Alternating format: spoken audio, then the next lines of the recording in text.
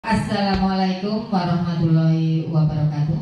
Waalaikumsalam warahmatullahi wabarakatuh. Yang terhormat Ibu Kepala Sekolah SMP Negeri Tigaweru, yang terhormat Bapak Ibu Guru beserta karyawan SMP Negeri Tigaweru. Tak lupa marilah kita selalu panjatkan puji syukur alhamdulillah kehadirat Allah Subhanahu wa taala, karena pada kesempatan yang berbahagia ini kita selalu dan senantiasa diberikan kenikmatan, kebahagiaan, kesehatan, dan marilah kita ucapkan takrobul lisan alhamdulillahirabbil alamin. Tak lupa salam dan sholawat kita unjukkan kepada Nabi Muhammad SAW. Semoga di akhir zaman nanti kita mendapatkan syafaatnya. Bapak Ibu yang kami hormati, pada siang hari ini dalam rangka diseminasi dan penerapan budaya positif dari Ibu Niken Sayekti Sarjana Seni. Namun sebelumnya saya bacakan susunan acaranya. Yang pertama pembukaan, yang kedua sambutan dari kepala sekolah. Acara yang ketiga, pemaparan materi oleh Ibu Niken Sayekti Sarjana Seni dan diakhiri dengan penutup. Bapak Ibu yang kami hormati, marilah kegiatan pada siang hari ini kita buka bersama dengan membaca bacaan basmalah. Bismillahirrahmanirrahim. Semoga acara pada siang hari ini nanti dapat berjalan dengan lancar dan memberikan manfaat bagi kita semua. Kita lanjutkan acara yang kedua, sambutan dari kepala sekolah. Kepada yang terhormat Ibu Sri Wahyuni Sarjana Pendidikan, waktu dan tempat kami haturkan sepenuhnya.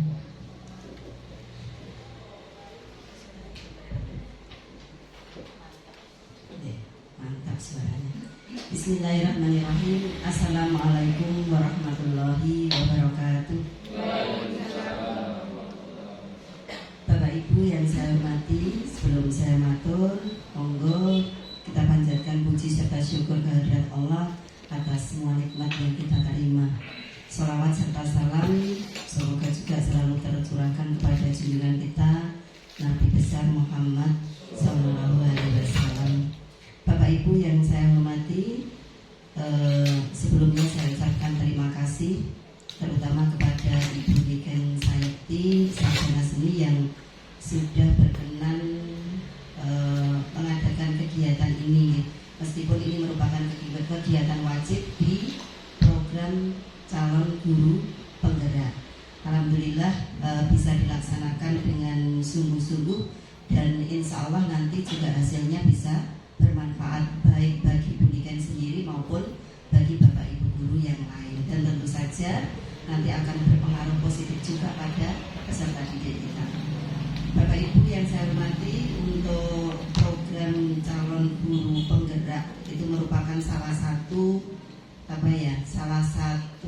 pendukung keberhasilan dari pelaksanaan kurikulum Merdeka, dan perlu panjenengan pirsa, dan saya yakin panjenengan juga sudah pirsa bahwa salah satu fokus di kurikulum Merdeka adalah pembelajaran yang berpusat pada peserta didik, dan kita sebagai guru wajib berusaha untuk mengenal karakter dari peserta didik kita, juga wajib mengenal kesiapan dari belajar anak didik kita, sehingga nanti pelayanan kita pada peserta didik saat melakukan proses pembelajaran itu betul-betul akan mengenal dan akan bisa berhasil lebih.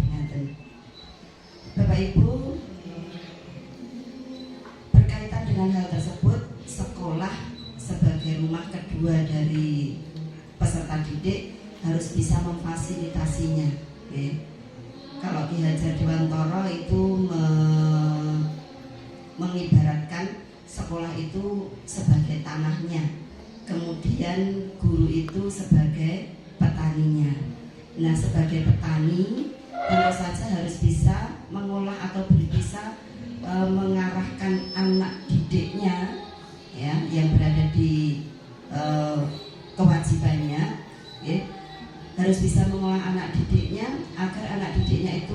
bisa berhasil. Dan juga harus bisa menjaga lingkungan dari sekolah agar nanti tidak terkontaminasi dengan segala sesuatu yang bisa menghambat keberhasilan dari peserta didik tersebut. Sehingga guru harus bisa memfasilitasi anak didiknya untuk memunculkan pembiasaan-pembiasaan yang baik. Dan insya Allah nanti dari pembiasaan-pembiasaan yang dikembangkan oleh guru, nanti akan tercipta budaya positif seperti nanti yang akan disampaikan oleh Bu Niken Sayati. Untuk itu Bapak Ibu, monggo nanti apa yang mau disampaikan oleh Bu Niken Sayati kita berusaha untuk resapi, dan saya yakin pasti nanti ada hal baik yang bisa kita berikan kepada anak dari yang sudah dilakukan oleh Bu Niken Sayati. Dan mudah-mudahan nanti dari budaya positif ini nanti akan ada keyakinan yang baik pula yang bisa dipakai sebagai bekal anak didik kita untuk mengembangkan diri. Mungkin itu Bapak Ibu sebagai prolog dari kegiatan di siang sore hari ini. Selamat mengikuti dari saya, kurang lebihnya mohon maaf. Bila taufiq wal hidayah. Wassalamualaikum warahmatullahi wabarakatuh.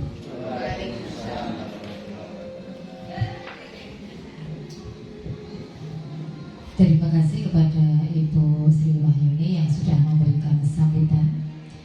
Kita lanjutkan acara yang ketiga, pemaparan materi oleh Ibu Niken Sayati Sarjana Seni.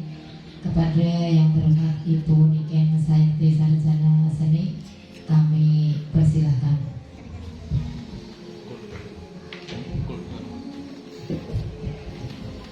Assalamualaikum warahmatullahi wabarakatuh. Terima kasih. Saya sampaikan, saya haturkan kepada Ibu Kepala Sekolah, kepada rekan-rekan semua yang telah hadir untuk mengikuti kegiatan pada siang hari ini. Pada siang hari ini saya akan menyampaikan tentang diseminasi dan penerapan budaya positif. Jadi, diseminasi dan penerapan budaya positif. Nah, sebelum kita mulai Bapak Ibu, seperti kita ketahui kalau kita mengajar, apalagi di jam-jam terakhir, sudah jam terakhir, kebetulan mata pelajarannya adalah mata pelajaran yang berat, yang dirasa berat oleh peserta didik kita. Nah, kita butuh penyegaran supaya anak didik kita lebih bersemangat dalam mengikuti dan lebih antusias, supaya tidak ngantuk juga. Nah, Bapak Ibu, nanti ketika saya mengatakan 1, Bapak Ibu bisa tepuk 2 kali sambil bilang misalnya ya 1, hu. Saya ulang lagi, kalau saya bilang 1, tepuknya 2 kali, hu. Ketika saya bilang 2, tepuk 2 kali lagi tapi yes. Ketika saya bilang 3, tepuk 2 kali, bilangnya cool. Cool. Jadi sambil, nah, jadi kalau tepuk 1, brok brok hu, tepuk 2, brok brok yes, tepuk 3, brok brok cool. Gitu ya Bapak Ibu, supaya lebih bersemangat. Sudah siap? Siap. Ya. Ya.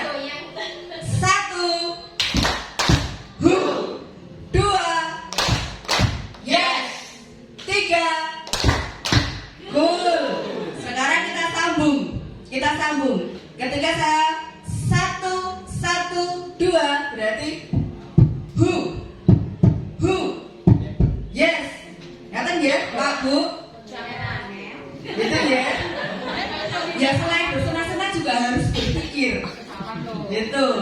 Untuk memancing memancing semangat juga untuk biar otaknya juga berjalan. Gitu. Ya, lagi kita ulang lagi. Tepuk 1, 2, Yes. 3, 1, 1, 2. Yes. Terima kasih. Tepuk tangan kita kembali.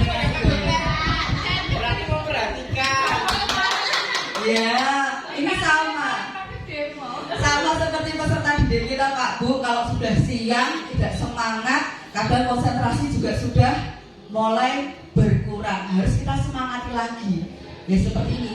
Setidaknya dengan ice breaking yang selain membakar semangat, juga ini tadi otak juga sambil bisa berjalan.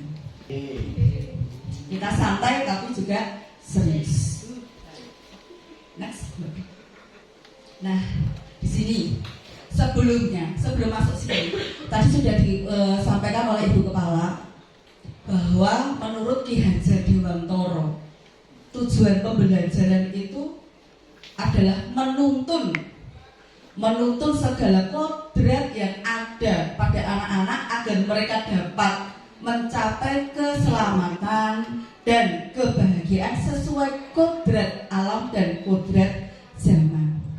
Kalau di sini Pak Bu, kita sebagai seorang guru, apakah Bapak Ibu setuju bila salah satunya ini ya, pemberian hukuman dapat mendisiplinkan siswa, pemberian hadiah meningkatkan prestasi siswa, guru harus mampu memberikan solusi untuk setiap siswa yang bermasalah, guru berperan sebagai teman bagi siswa. Nah, kira-kira dari sini Bapak Ibu setuju yang mana? Yang pertamakah bahwa pemberian hukum dapat mendisiplinkan siswa? Nanti kita akan membahas tentang apa itu hukuman, apa itu konsekuensi, apa itu restitusi. Dari sini terlebih dahulu Pak Bu. Kita kan biasanya kalau menemukan anak yang mungkin kurang disiplin, mungkin ketika mengerjakan tugas tidak mengerjakan, kita kan langsung marah kadang. Kok kamu tidak mengerjakan tugas tepat waktu? Langsung kita memberi hukuman. Ya udah, sekarang kamu harus mencatat katakanlah kalimat ini sebanyak 100 kali, misalkan seperti itu. Kira-kira ini pernah terjadi tidak Pak Bu? Tidak nggih. Berarti sudah bagus. Tidak salah. Iya, saya juga pernah mengalami Pak Bu. Jadi memberi hukuman untuk anak yang kurang disiplin. Coba Pak Bu, kalau menurut Bapak Ibu, kira-kira disiplin itu apa sih? Disiplin itu apa? Ada yang ingin menyampaikan, oh menurut saya disiplin itu seperti ini. Jadi monggo Pak Budi. Terima kasih. Tidak usah, sudah. Ya, terdengar. Kalau disiplin itu yang paling sederhana itu taat pada peraturan. Itu yang paling sederhana. Taat pada peraturan. Disiplin itu adalah taat terhadap peraturan, kan Iya, Pak Budi? itu Oh yang iya. sederhana. Terima kasih. Mungkin yang lain ada lagi. Disiplin itu apa?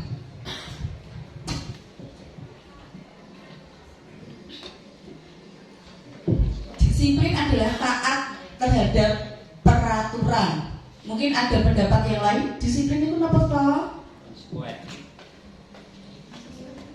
Sesuai peraturan. Ada lagi?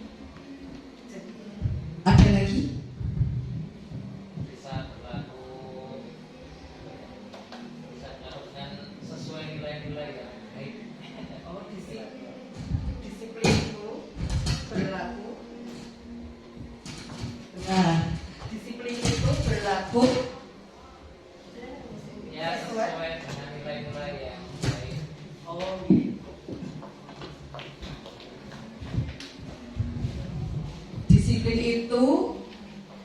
ketika kita berlaku sesuai dengan nilai-nilai yang baik. J, ada yang lagi? Iya. J, monggo Pak Dan. Disiplin adalah melaksanakan kewajiban dan menghindari larangan. Oh, disiplin adalah melaksanakan ketika kita melaksanakan kewajiban dan menghindari larangan. Iya. Apakah semuanya salah? Tidak. Semua juga betul. Disiplin itu adalah mentaati peraturan. Tapi ya disiplin yang seperti apa? Nanti kita akan temukan. Coba next. Lanjut. Nah, salah satu disiplin itu merupakan salah satu budaya positif, Pak Bu, yang secara mungkin kita tidak menyadari bahwa sudah melaksanakan, apalagi di sekolah kita.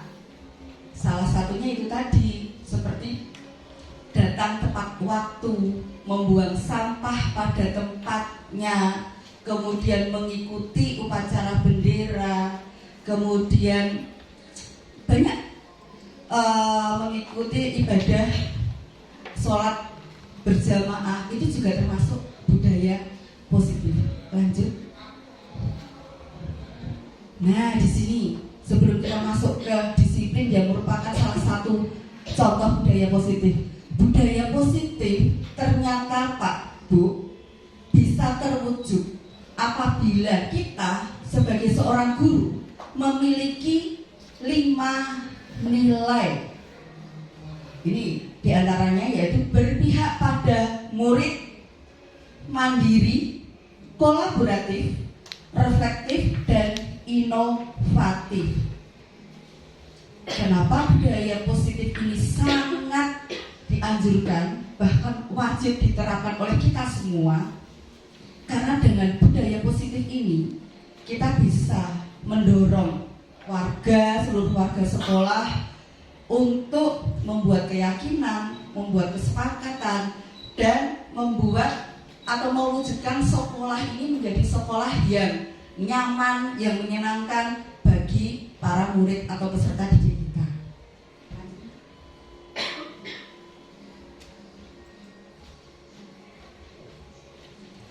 Nah, dari budaya positif ini, salah satu perubahan yang tentunya kita inginkan semua, ini tadi terbentuknya budaya positif, maka sekolah akan merasa nyaman, aman, dan anak didik kita pasti merasa betah ketika berada di sekolahan, tidak merasa terhakimi, tidak merasa apalagi itu tadi dibully, kemudian merasa disayangi dan merasa diperhatikan oleh bapak ibu gurunya.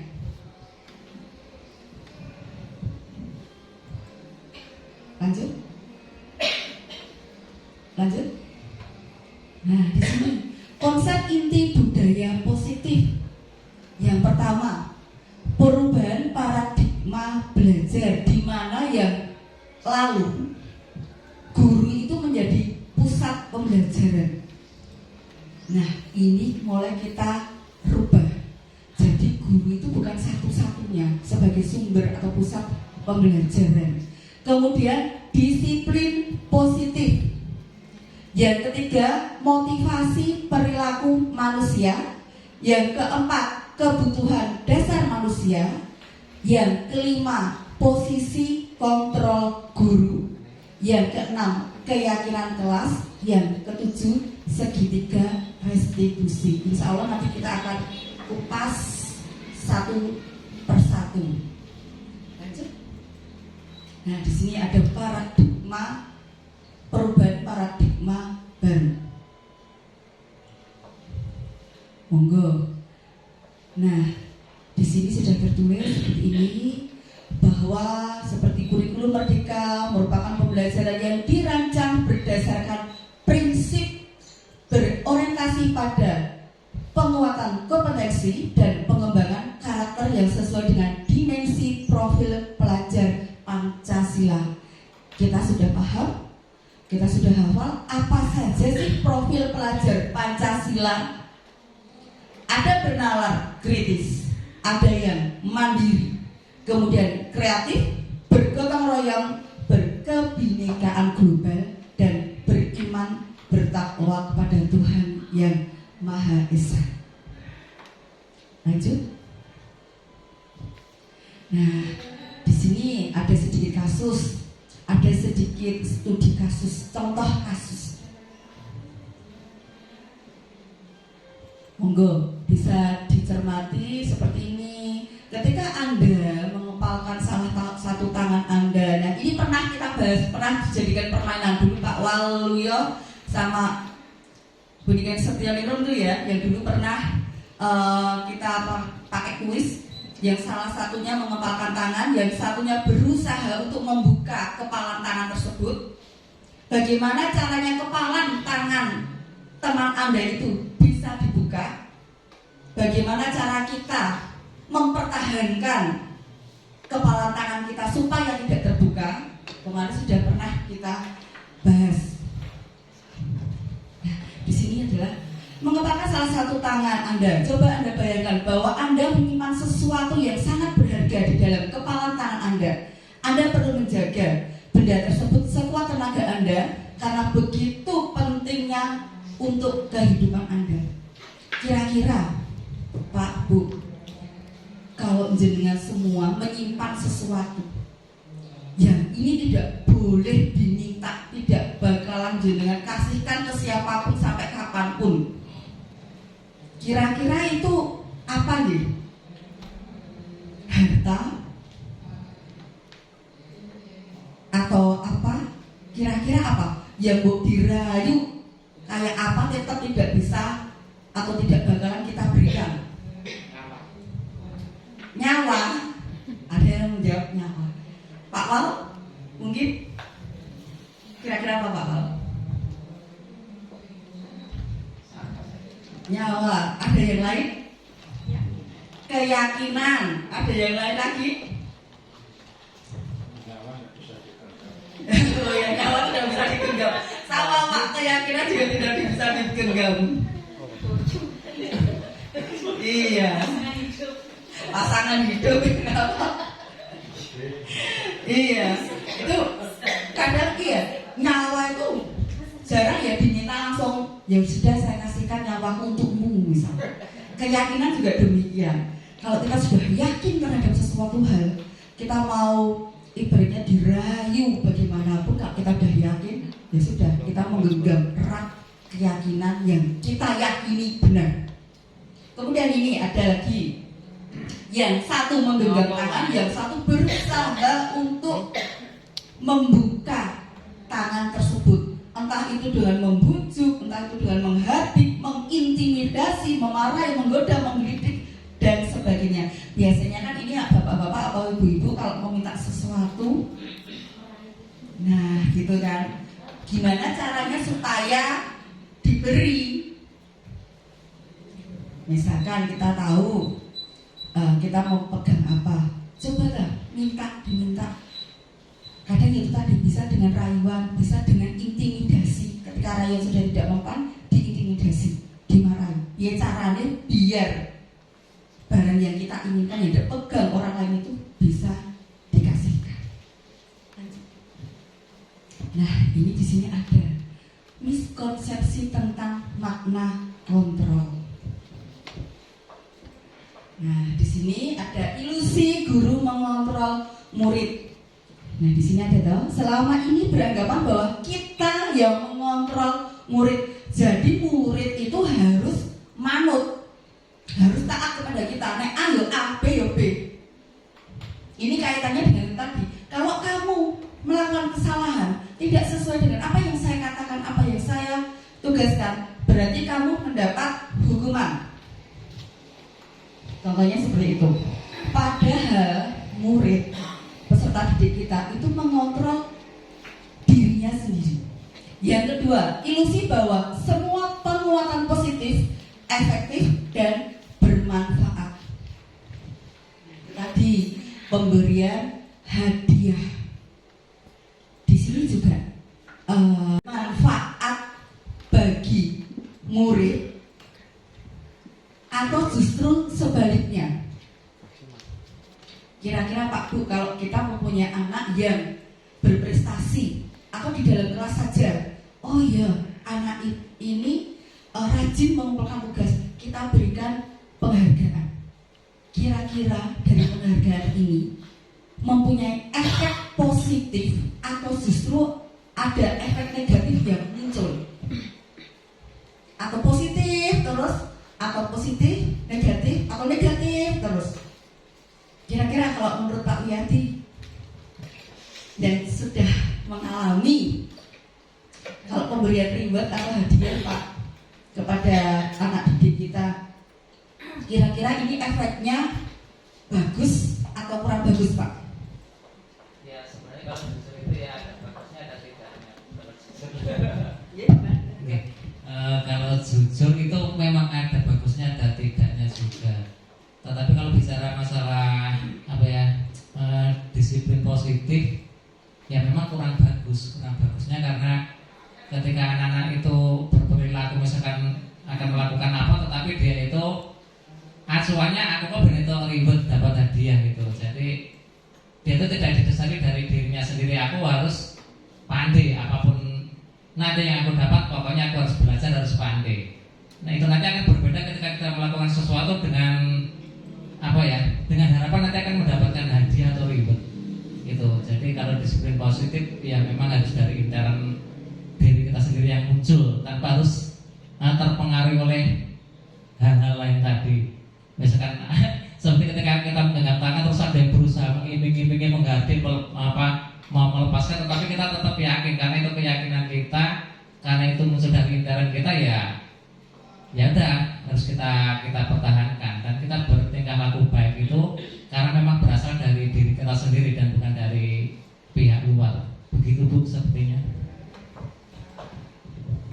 Ya Pak Wiyadi, luar biasa sekali pemaparannya dan menambah ilmu bagi saya pribadi. Iya, pemberian reward atau hadiah itu memang tidak selalu memberi dampak positif,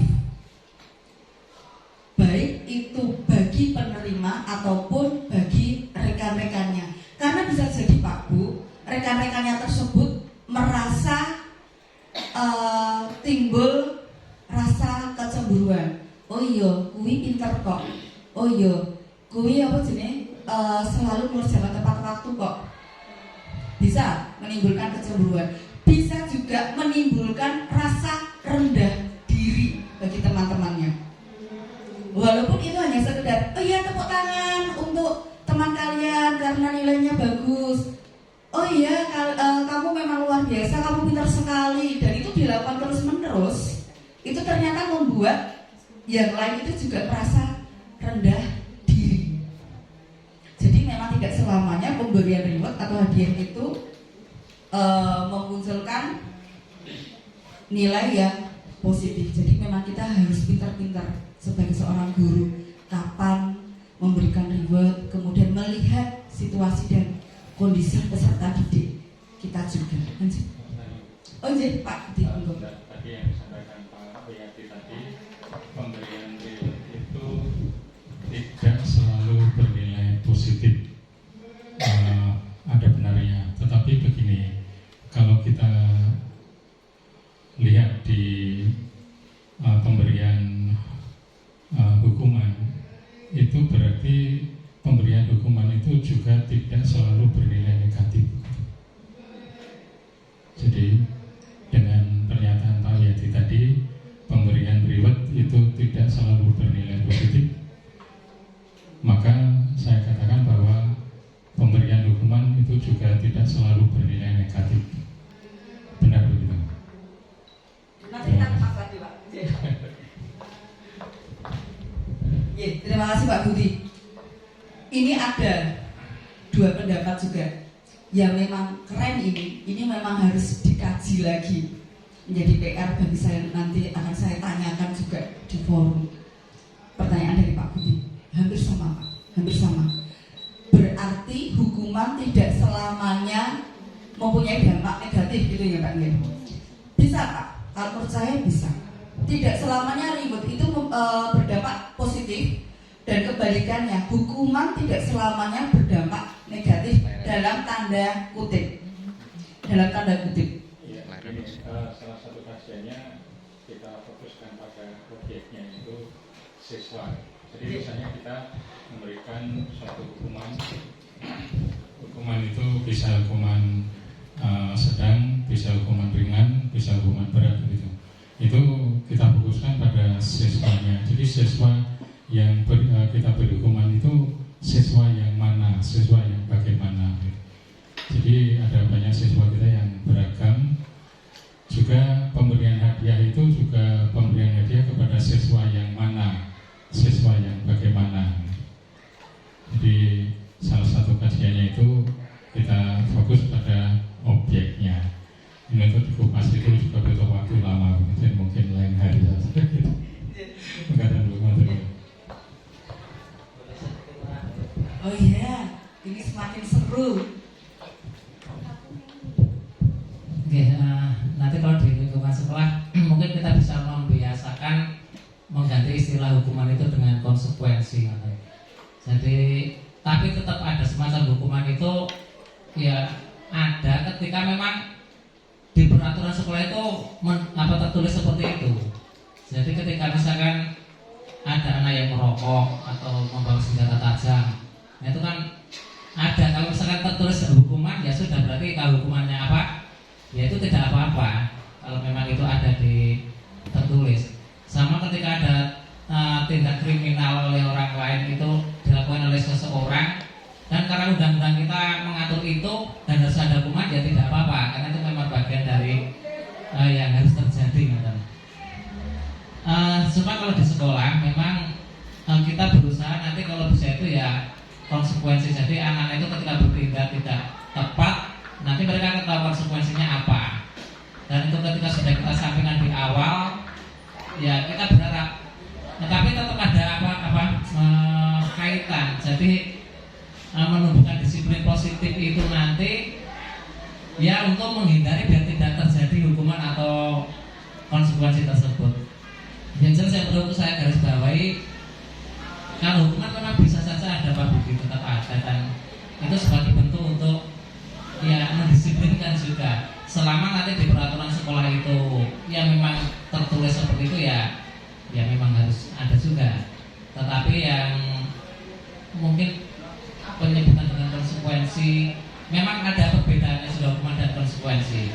Tapi kalau kesannya lebih enak ketika kita menyebutnya dengan konsekuensi. Terima kasih. Ini nanti kita masih membahas tentang apa itu hukuman, apa itu konsekuensi, apa itu restitusi. Nah, jadi nanti kita akan membahas lagi Pak Budi. Jadi memang benar semua bahwa kalau kata-kata hukuman itu memang sepertinya, apalagi kalau di lingkungan sekolah, memang kurang pas. Nah, nanti bisa diganti dengan kata-katanya itu tadi, konsekuensi, restitusi. Bagaimana toh caranya supaya murid itu tidak mendapatkan hukuman? Nah, nanti sudah akan dibahas. Anak itu ada yang sadar, yang dia harus disiplin itu berdasarkan karena hanya satu, takut akan hukuman tadi. Saya nanti kalau tidak disiplin, kalau melanggar, saya akan dihukum ini. Ada yang anak tersebut mengikuti tata tertib atau dia disiplin karena dia mempunyai motivasi biar nanti saya mendapat hadiah. Ada yang anak tersebut memang disiplin memunculkan budaya positif karena mereka sudah sadar dari dalam dirinya sendiri bahwa saya menghargai diri saya sendiri, maka saya harus melakukan atau saya harus melaksanakan nilai-nilai atau mempunyai keyakinan yang baik. Nanti kita juga akan kita bahas. Nah, di sini juga ada ilusi bahwa kritik membuat orang merasa bersalah, dan kritik juga dapat menguatkan karakter. Kadang anak-anak kita kalau diberi kritikan malah down, malah jatuh mentalnya. Itu ada yang ketika anak didik kita diberi kritikan, justru belum diberi kritikan aja sudah tanya, Pak, Bu, tadi saya kurang apa? Jadi dia memang terbuka terhadap kritikan. Nah, di sini nomor 4, ilusi bahwa orang dewasa memiliki hak untuk memaksa. Kadang kita juga seperti itu. Saya lebih besar, saya lebih dewasa daripada kamu. Kamu harus mengikuti kehendak saya. Padahal orang dewasa harusnya menyadari bahwa perilaku memaksa tidak akan efektif untuk jangka panjang. Lanjut. Nah, di sini Pak, Bu, ada merubah paradigma stimulus respon versus teori kontrol. Nah, di sini ada kebutuhan kita sama, ada yang teori kontrol itu bahwa kebutuhan kita itu berbeda. Semua orang melihat hal yang sama. Setiap orang memiliki gambaran yang berbeda.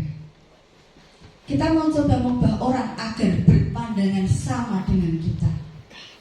Kita berusaha memahami pandangan orang lain tentang dunia. Perilaku buruk dilihat sebagai suatu kesalahan. Di sini semua perilaku memiliki tujuan. Orang lain bisa mengontrol saya. Sedangkan untuk teori kontrol, hanya Anda yang bisa mengontrol diri Anda.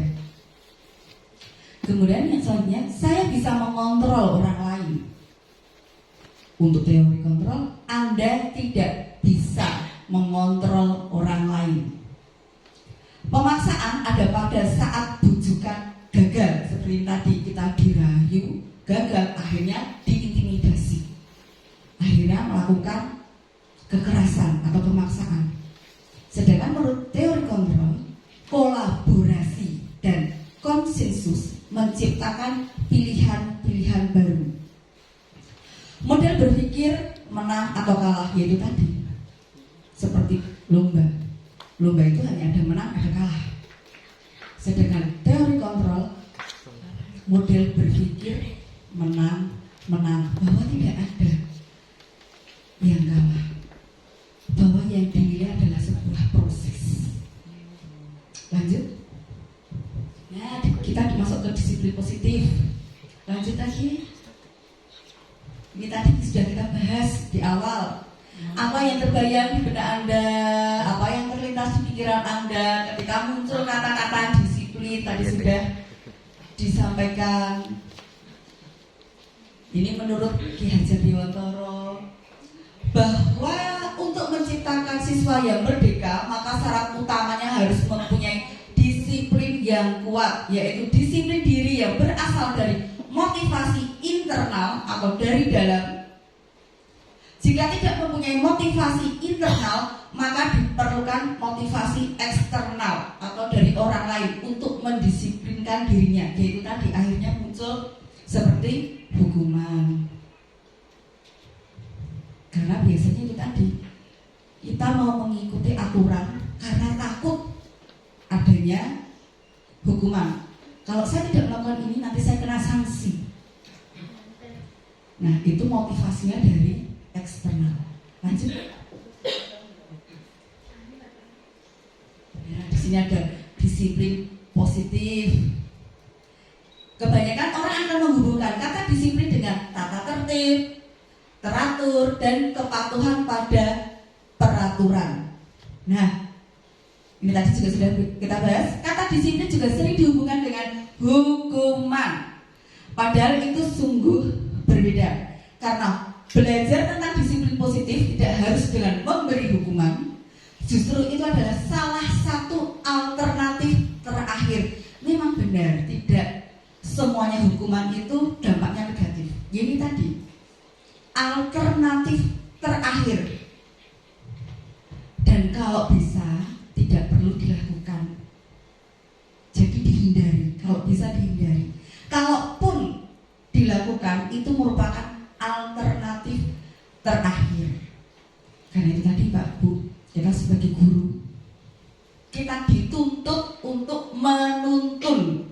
Kita dituntut untuk menuntun.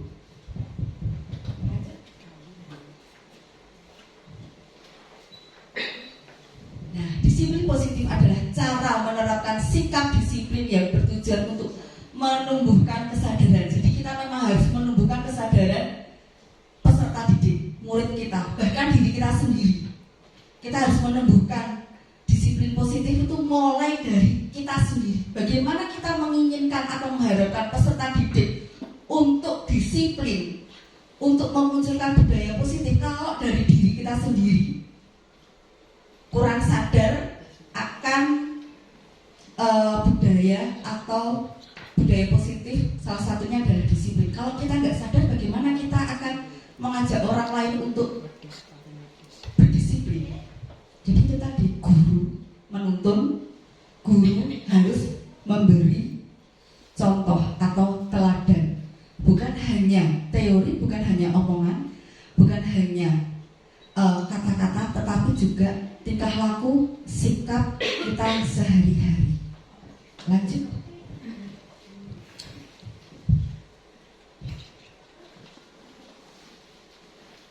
Nah, kalau disiplin di sekolah itu, Pak Bu, mohon maaf, kalau yang kemarin kita memang sudah mengikuti atau kita sudah memulai dan melaksanakan budaya positif seperti membuat kesepakatan kelas, kita juga sudah melaksanakan.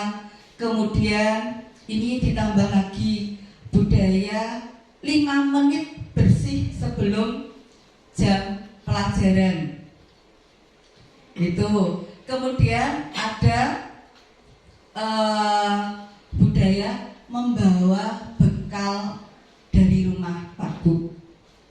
Jadi ini kita mulai membiasakan, salah satu pembiasaan baik yaitu membawa bekal dari rumah. Jadi anak atau murid-murid kita ajak untuk membawa bekal dari rumah. Kenapa?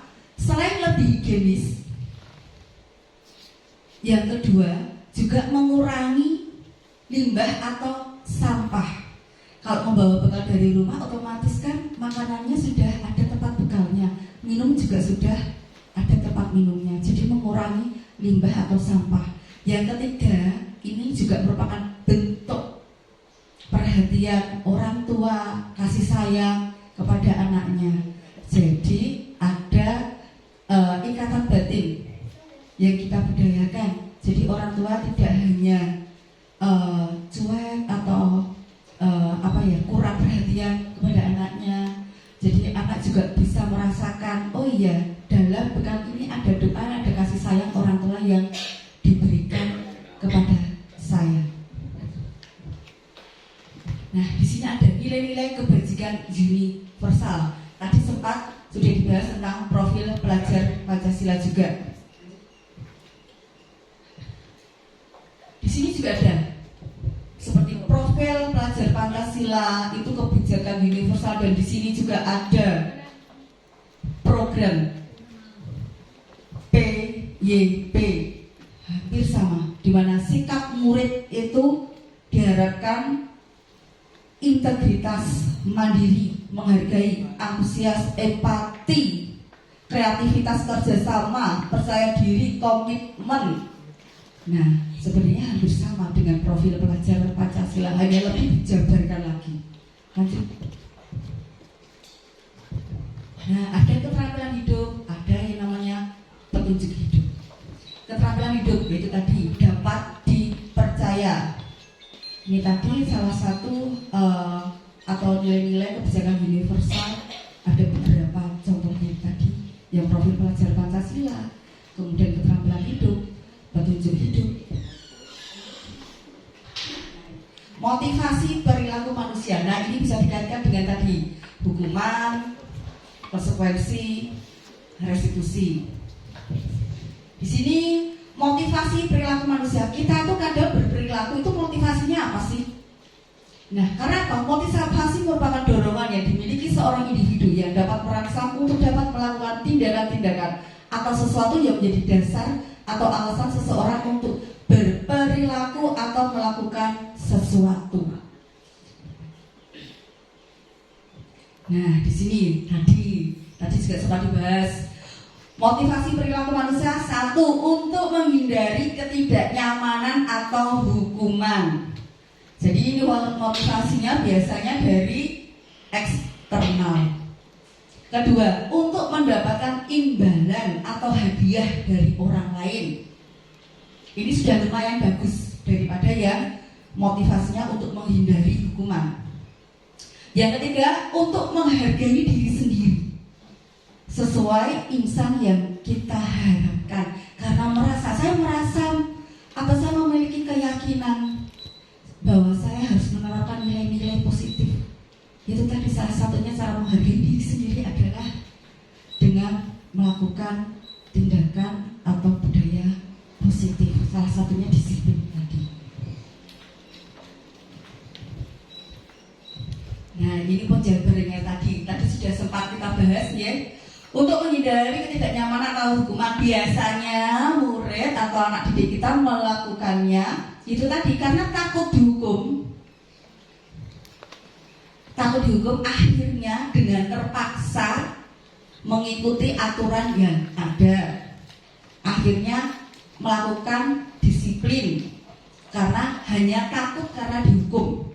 Nah, ini biasanya motivasinya eksternal karena tadi takut dihukum. Lanjut. Untuk mendapatkan imbalan dari orang lain. Nah, ini murid melakukan disiplin karena adanya imbalan atau penghargaan dari orang lain. Motivasi ini di atasnya motivasi yang pertama sudah ada peningkatan dari yang tadi. Misalnya melakukannya untuk ujian. Oh, anak itu rajin. Kalau berangkat sekolah paling pagi, kemudian datang langsung membersihkan. Tetapi dia motivasinya hanya untuk mendapatkan pujian. Entah itu dari bapak ibu guru ataupun dari rekannya. Wih, kamu memang anak paling rajin. Nah, dia hanya cukup untuk mendapatkan pujian. Untuk menghargai diri sendiri sesuai insan yang kita harapkan. Murid akan melakukan sesuatu karena sadar, benar-benar sadar akan nilai kebajikan. Ini adalah motivasi yang akan membuat seseorang memiliki disiplin positif karena motivasinya berlakunya bersifat internal. Jadi memang tumbuh dari dalam diri sendiri. Lanjut. Nah, ini ada hukuman, konsekuensi, restitusi. Yang pojokan itu atasnya tulisannya hukuman ya Pak Bu, kemudian sanksi atau konsekuensi, kemudian restitusi. Kita ambil salah satunya saja. Yang paling atas, sesuatu yang menyakitkan harus terjadi. Kalau konsekuensi, sesuatu harus terjadi. Sedangkan restitusi merupakan pilihan. Di sini, kalau menurut hukuman, korban mendapatkan keadilan. Konsekuensi, korban bisa diabaikan dalam tanda kutip. Restitusi, korban mendapatkan ganti. Ini nanti kalau kita telah lebih lanjut, yang paling dekat dengan kita adalah itu tadi, kesepakatan dan keyakinan kelas. Nah, misalkan sebentar, kembali tadi ada contohnya, murid diminta berdiri di depan kelas sambil mengangkat kaki satu karena tidak bisa menjawab pertanyaan. Ini kira-kira kita pernah nggak melakukan hukuman seperti ini? Tidak pernah ya. Kalau di era kita dulu waktu kita menjadi murid, pernah nggak kita dihukum seperti ini? Dasar manusia. Apa saja kebutuhan dasar manusia? Kebutuhan dasar manusia adalah segala sesuatu yang dilakukan untuk mendapatkan sesuatu yang kita inginkan. Seluruh tindakan yang kita lakukan memiliki tujuan tertentu. Ini ada 5 kebutuhan dasar manusia: bertahan hidup, kasih sayang, penguasaan, kebebasan, dan kesenangan. Nah, di sini kadang anak didik kita ketika melakukan sesuatu hal, misalkan kejar-kejaran atau saling melempar, ketika ditanya kenapa kamu melempar, kebetulan lempar-lemparan bola atau makanan, pas bapak atau ibu guru lewat mengenai salah satu bapak ibu guru, apakah kita langsung mengatakan, hei kamu salah, kenapa kamu melempar misalkan Pak Wiyadi dengan makanan? Padahal kalau kita coba cari tahu lebih dalam, ternyata anak tersebut itu tadi baru melakukan kesenangan mereka, yaitu saling melempar, hanya sebagai sebuah kesenangan. Cuma dilalah mengenai salah satu bapak guru yang lewat. Apakah langsung kita beri hukuman? Itu tadi, bertahan hidup seperti makanan, pakaian, tempat tinggal, dan sebagainya. Kasih sayang dan rasa diterima, dipedulikan, kemudian kerjasama. Istilahnya kalau bahasa Jawanya diuwongke. Kemudian penguasaan harga diri, keinginan untuk dianggap, ya sama aja, kayak diuwongke, dianggap, memimpin, berprestasi, dan didengar. Nah, selanjutnya juga bisa dibaca kesenangan anak-anak atau kita sendiri juga kadang masih punya itu tadi, sisi kekanak-kanakan, bermain, kemudian bercanda, tertawa bersama teman-teman. Ya, temannya baru tidur difoto. Nah, itu juga salah satu kesenangan. Senang kok motor dikoncone lagi turu kok. Kira-kira foto temannya dalam posisi agak lucu atau agak aneh. Nah, dia itu hobinya, kesenangannya memfoto temannya dalam posisi yang kurang bagus misalkan. Itu juga kesenangan. Nah, di sini kita membahas tentang 5 posisi kontrol guru terhadap murid. Penghukum, pembuat merasa bersalah, teman, pemantau, manajer. Kira-kira ini Pak Wal, di 5 posisi kontrol guru terhadap murid, panjenengan ada di posisi mana Pak Wal? 3 saja. 3, teman. 3 itu berarti dia milih 3 loh Bu. Nomor 3 atau memilih 3 Pak? Milih 3 loh.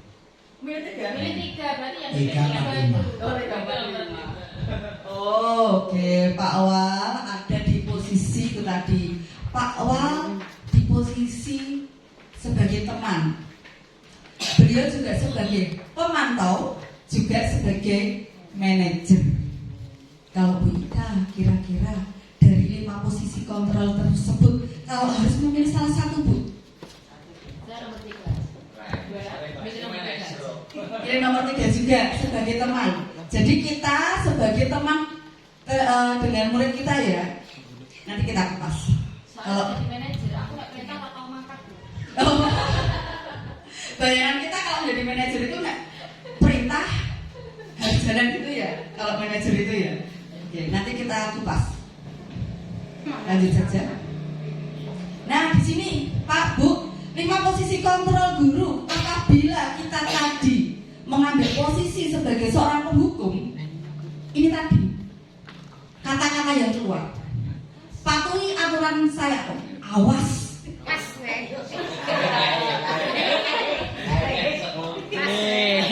Gitu ya. Manajer.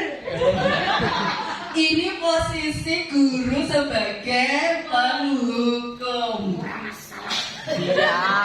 Contohnya seperti itu, ada kata-kata ini. Jadi seperti intimidasi. Awas tidak masuk, awas tidak mengerjakan tugas. Nah, seperti itu. Bedino. Semua menghindari kata-kata penghukum. Saya Bapak Budi, saya dengan lapang dada mengakui siap. Ini Bu, kalau kita kita harus luruskan kata itu bukan sebagai sesuatu yang haram. Jadi menghukum itu tidak harus suatu tindakan fisik. Ada anak salah di suatu kelas, itu kita lihat misalnya 10 sampai 15 detik itu juga sudah merupakan suatu hukuman loh. Walaupun itu hukuman ringan. Kalau anak itu perasa, itu sudah tahu bahwa ada suatu kesalahan dan akan memperbaiki diri. Jadi menghukum itu tidak harus selalu yang bersifat fisik.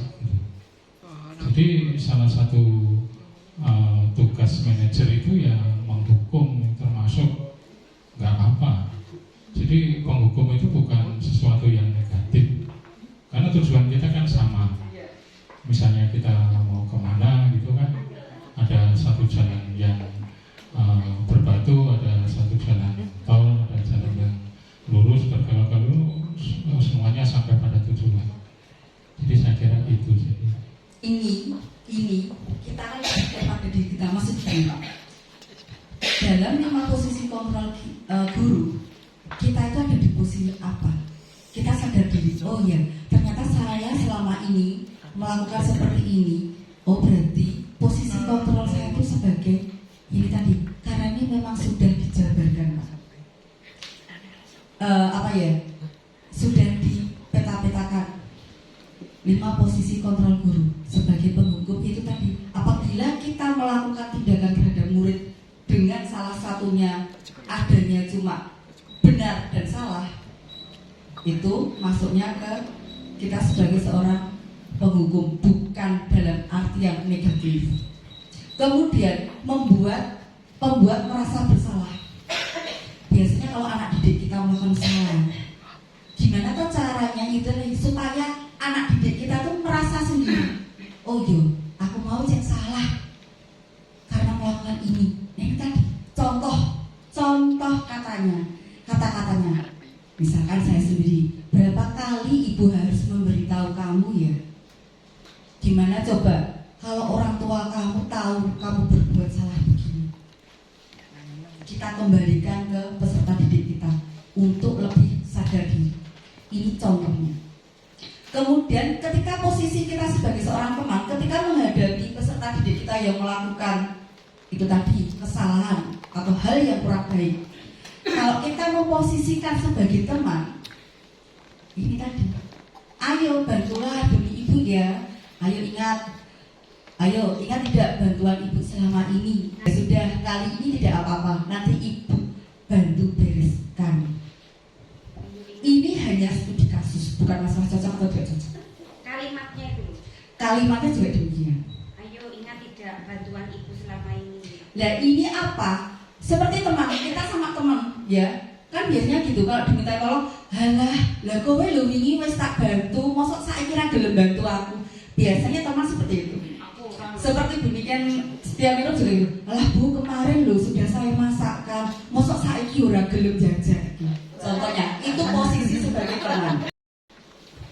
Kemudian ini posisi guru sebagai pemantau. Itu tadi, apa yang telah kamu lakukan? Jadi ketika ada peserta didik yang melakukan pelanggaran atau kesalahan, ditanya, coba apa yang telah kamu lakukan? Atau sanksi atau konsekuensi apa? Sedangkan sebagai manajer guru, sebagai manajer, ya tadi mengembalikan apa yang kita yakini. Coba kembali ke keyakinan kelas. Kalau kamu mengumpulkan tugas tidak tepat waktu, apakah ini sudah sesuai dengan kesepakatan atau keyakinan kelas yang sudah kita buat bersama? Nah, jika kamu meyakininya, apakah kamu mau memperbaikinya? Jadi bukan manajer dalam bayangan memerintah jalan itu, bukan dalam konteks seperti itu. Makanya itu Pak Bu, memang dalam pelatihan CGP itu ternyata banyak sekali hal-hal yang sepertinya kecil sepertinya sepele tetapi luar biasa pengkajiannya. Selama ini kita berpikir, oh ya harus seperti ini, guru itu harus seperti ini. Tetapi ternyata kajiannya luar biasa, sangat mendalam.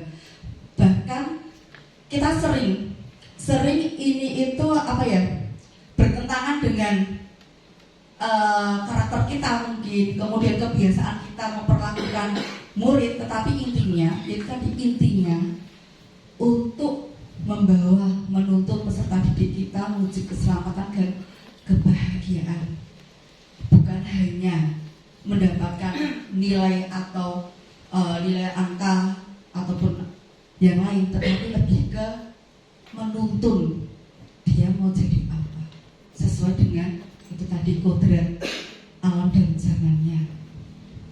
Nah di sini itu tadi biasanya kalau penghukum itu menghardik, menunjuk, kadang juga berkaca pinggang. Dampaknya murid jadi pendendam, bisa juga membenci atau tidak menyukai bapak ibu gurunya. Kemudian kalau membuat rasa bersalah, suaranya cenderung lembut, namun kata-katanya menyalahkan murid. Jadi lembut, kayak bahasa Jawa ini suaranya lembut tapi nyelekit. Nah itu pembuat rasa bersalah. Kemudian teman, suara guru akan ramah. Nah ini tadi bapak ibu guru posisi kontrol. Nah dalam posisi kontrol sebagai teman, suara guru akan ramah, cenderung bersenda gurau untuk menghangatkan suasana. Dampak murid akan tergantung pada satu orang, tidak mandiri. Jadi biasanya aku karo bu guru kae wae kok, nek karo liyane ra gelem. Contohnya seperti itu. Lanjut. Sebagai pemantau, yaitu mengandalkan atau mengontrol murid. Guru mengarahkan murid berdasarkan peraturan atau konsekuensi. Dampaknya murid akan menghitung konsekuensi hadiah tanpa memahami nilai kebajikan. Jadi yang dipikirkan cuma itu tadi, reward, hadiah. Sedangkan sebagai manajer, suaranya netral, tidak begitu lemah, juga tidak keras, tidak emosi, tidak marah, dan tidak bernada tinggi. Terciptanya identitas positif. Guru dengan tulus mengajukan pertanyaan dan membimbing murid untuk memecahkan masalah secara mandiri. Dampaknya di sini membuat murid mandiri, percaya diri, dan dapat memecahkan masalah. Biasanya ini kita akan kembalikan kepada kesepakatan atau keyakinan kelas. Jadi misalkan ada anak yang datang terlambat atau tidak mengumpulkan tugas, biasanya kita gini, kamu ingat enggak keyakinan atau kesepakatan kelasnya seperti apa? Oh iya bu, mengumpulkan tugas tepat waktu. Iya benar, kamu ingat. Terus ini yang kamu lakukan, saya tidak tepat waktu. Kira-kira menurutmu bagaimana kalau tidak tepat waktu? Kurang lebih seperti itu. Lanjut. Nah, posisi manajer. Sebaiknya seorang guru menggunakan posisi kontrol sebagai manajer. Di mana posisi mentor, di mana guru berbuat sesuatu bersama dengan murid, mempersilahkan murid mempertanggungjawabkan perilakunya, mendukung murid agar dapat menemukan solusi atau permasalahannya sendiri. Nah, seorang manajer tentunya memiliki keterampilan di posisi teman maupun pemantau. Jadi tadi ada yang memilih 3 sebagai teman, pemantau, dan manajer. Lanjut. Nah ini tadi yang kita bahas, keyakinan kelas. Kita kembalikan lagi apabila peserta didik atau murid kita melakukan kesalahan atau tidak mentaati peraturan, kita kembalikan lagi kesepakatan kelas, keyakinan kelas yang sudah kita bentuk seperti apa. Lanjut. Nah ini contohnya. Lanjut. Keyakinan kelas itu tadi. Nah perbedaan peraturan dengan keyakinan itu apa? Kalau peraturan dibuat oleh satu pihak, sedangkan keyakinan itu dibuat berdasarkan kesepakatan. Biasanya kalau di kelas kita akan melakukan kesepakatan atau keyakinan kelas, kita berbicara dengan murid, oh kita membuat kalau seperti ini bagaimana. Jadi memang biasanya kalau keyakinan atau kesepakatan kelas itu menghindari kata-kata jangan, tidak boleh. Contohnya kalau peraturan misalkan tidak boleh membuang sampah, atau kemudian kalau kesepakatan kita rubah, buang sampah pada tempatnya, atau mari kita jaga kebersihan. Kemudian tidak boleh mengumpulkan tugas tidak tepat waktu, misalkan bisa kita perhalus sesuai kesepakatan, mengumpulkan tugas tepat waktu. Contohnya seperti itu. Lanjut. Nah, ini tujuan keyakinan kelas, membentuk karakter yang positif pada anak, melewati kebiasaan-kebiasaan positif, perilaku positif, serta keteladanan dari seluruh warga sekolah, karena ini tidak bisa dilakukan hanya dari pihak guru saja ataupun murid saja, tetapi seluruh warga sekolah harus bersatu bekerja sama untuk mewujudkannya.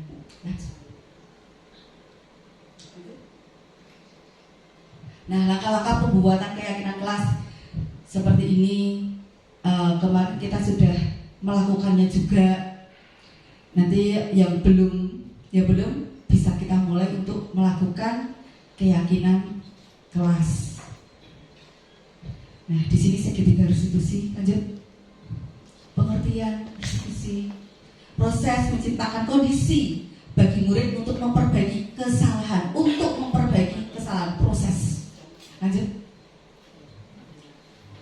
Insya Allah kalau sekolah kita juga selama ini sudah baik, di kemudian hari insya Allah akan lebih baik, akan menciptakan ruang luas untuk kebutuhan peserta didik kita, kemudian menumbuhkan budaya positif supaya sekolah kita lebih nyaman, lebih aman, dan pembelajaran juga lebih menyenangkan.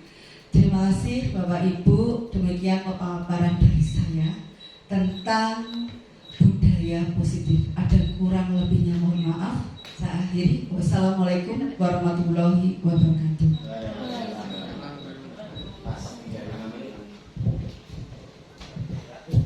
Demikian tadi pemaparan materi dari Ibu Niken Sayukti, Sarjana Seni. Kemudian yang kita bahas hari ini tadi tentang budaya positif, terus tentang bagaimana atau meletakkan diri kita itu sebagai penghukum, ataukah meletakkan kita sebagai pemantau, ataukah sebagai teman, ataukah sebagai seseorang yang membuat siswa kita merasa bersalah, ataukah kita sudah bisa berada dalam posisi manajer. Dan secara teori tadi kalau kita lihat berarti yang paling ideal seorang guru itu harus bisa menempatkan diri sebagai seorang manajer. Bapak Ibu, semua yang ada di bumi ini semuanya adalah merupakan proses. Kalau ini merupakan teori, dikatakan sebuah teori, ya, yang terpenting bagi kita seorang pendidik, kita berusaha memahami teori tersebut. Oke. Kemudian kita berusaha untuk mendekati pada yang dikehendaki pada teori tersebut. Oke. Kalau misalnya seseorang harus letterlock berada di posisi manajer, yaitu tadi perlu sebuah proses, karena masing-masing dari kita, dari seorang pendidik itu juga punya karakter. Seperti dulu sudah disampaikan oleh Pak Basuki, kita masing-masing guru itu punya tipikal sendiri dalam menghadapi siswa, dalam mengelola kelas. Tetapi yaitu tadi, yang penting kita menyadari teorinya seperti ini, dan kita berusaha mendekatkan diri kita pada teori tersebut. Tidak menutup kemungkinan kadangkala kita memang harus berada dalam posisi sebagai penghukum, bukan penghukum yang letterlock seperti dalam teori tadi, gitu deh. Tapi meluruskan apa yang mungkin kurang tepat pada sisi anak. Mungkin dari saya seperti itu Bapak Ibu. Jadi motivasi kita adalah mendekatkan diri pada teori yang ideal tadi. Meskipun itu saya yakin sulit, tapi sepanjang kita sudah berusaha, insya Allah nanti hasilnya pun juga akan baik. Karena pendidikan itu transfer tidak sekedar transfer ilmu, tetapi juga transfer dari hati kita. ketika hati kita sudah lurus, sudah ikhlas betul kepada anak, ya apapun yang kita berbuat, insya Allah itu nanti juga tertransfer kepada anak tersebut. Ngaten, matur nuwun. Terima kasih untuk tanggapan dan masukannya dari Bapak Ibu. Untuk selanjutnya saya kembalikan kepada moderator.